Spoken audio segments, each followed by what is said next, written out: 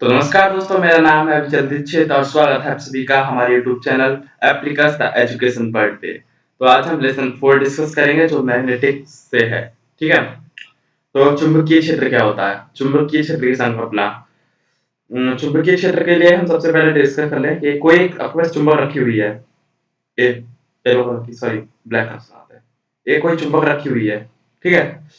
इसके चारों ओर कोई एरिया होता है ना, जिसमें कोई और दूसरी चुंबक लाके रखते हैं, या फिर कोई कोई भी लोहे की चीज या फिर कोई भी ऐसी चीज, कोई सुई लाके रखते हैं उस एरिया में, तो वो उसको एक निश्चित दिशा में घुमा के रख देगी।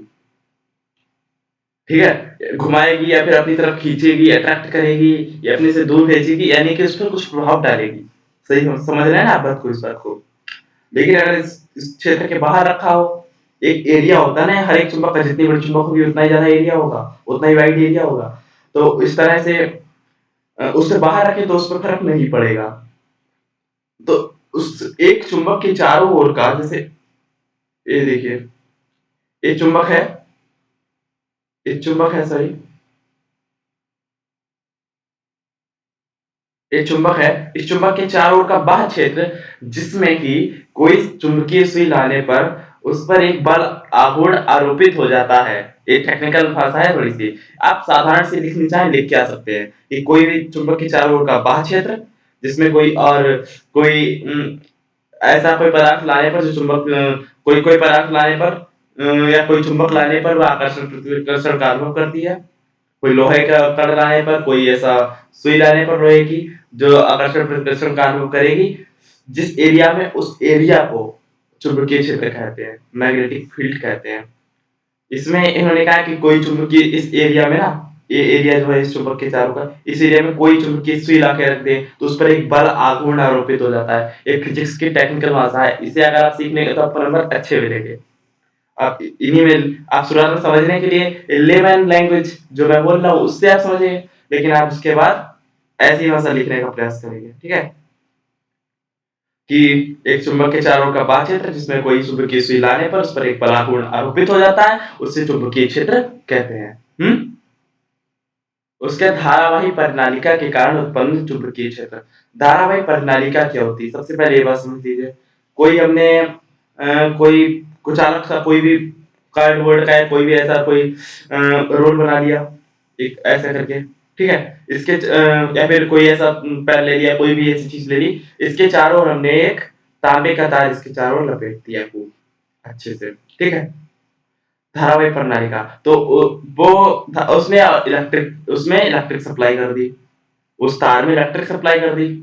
तो जो वो कार्डबोर्ड का बनाया है या फिर जो भी पेन है या कुछ भी चीज है, वो एक धारावाहिक प्रणाली का बन जाती है। ठीक है।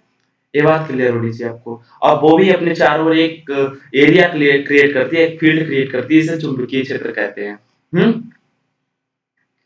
Magnetic field due to a current carrying conductor और बायो सावर्ट लॉ।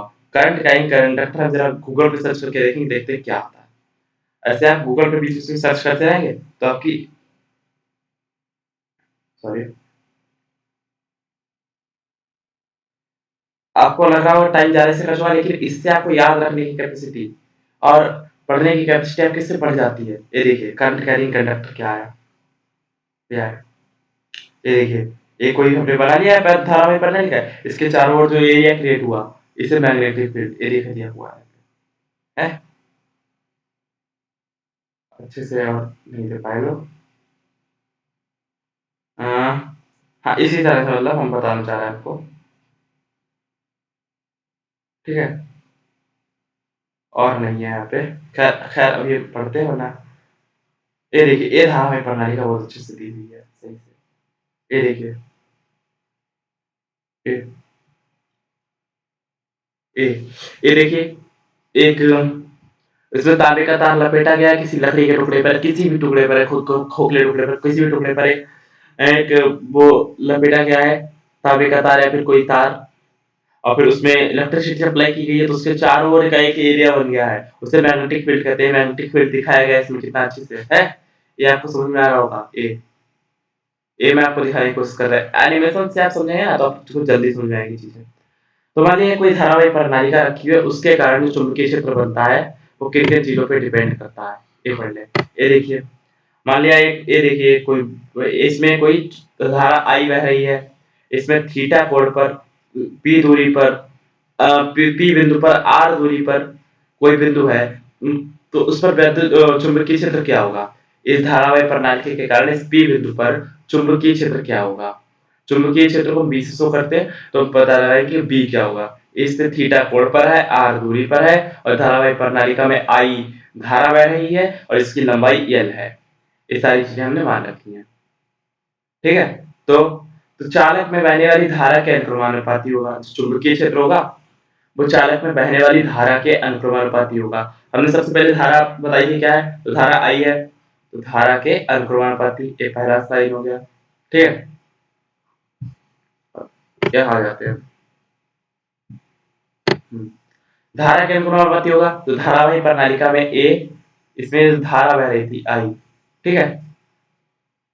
इस धारावाही प्रणालिका में इससे थीटा कोण पर है, थीटा कोण पर है, पी बिंदु पर है, आर दूरी पर है, और आई धारा बह रही है। तो जो बी होगा यहाँ पे, इस बिंदु पर जो बी होगा वो आई के अनुक्रमानुपाती होगा, चालक की अल्प लंबाई के अनुक्रमानुपाती होगा, लंबाई के भी अनुक्रमानुपाती हो गया, तथा पी बिंदु के बीच दूरी के वर्ग के अनुक्रमानुपाती होगा, यानी कि B delta B equal to 1/r², दूरी के वर्ग के व्युत्क्रमानुपाती, दूरी का वर्ग r² और उसका व्युत्क्रमानुपाती 1/r²। तो तीन चीजें हो गई।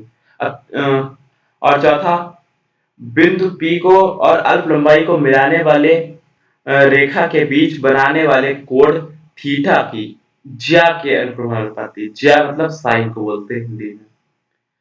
इस एक थीटा कोण पर है ना, इस थीटा कोण पर है, इस थीटा कोण की ज्या के अनुक्रमानुपाती, यानी कि साइन थीटा के अनुक्रमानुपाती होगा जो चुंबकीय क्षेत्र होगा।